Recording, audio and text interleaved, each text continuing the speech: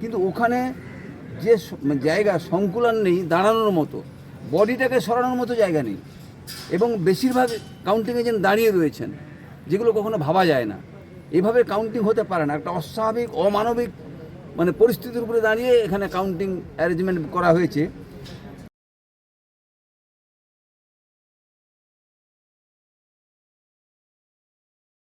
ক্ষমতা আইসিতে আর কিছুক্ষণ পরে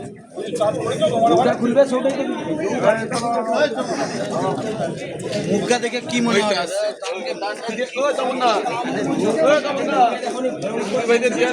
আমি ভারতীয় জাতীয় কংগ্রেসের 213 নম্বর কাঁথি উত্তর বিধানসভা কেন্দ্রের প্রার্থী।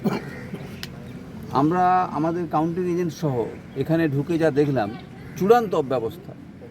এখানে এই প্রথম গেট থেকে শুরু করে কাউন্টিং হল পর্যন্ত যেতে অন্তত 7 থেকে 8 বার সিকিউরিটি চেকিং হয়েছে।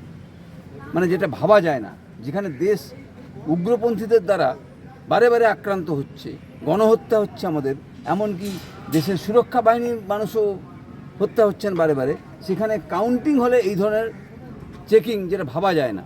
তবুও সেটা মেনে নিয়েছি, কোনো প্রতিবাদ করিনি, ঠিক আছে।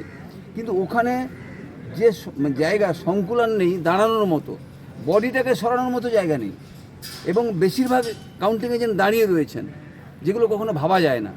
এভাবে কাউন্টিং হতে পারে না। একটা অস্বাভাবিক অমানবিক পরিস্থিতির উপরে দাঁড়িয়ে এখানে কাউন্টিং অ্যারেঞ্জমেন্ট করা হয়েছে।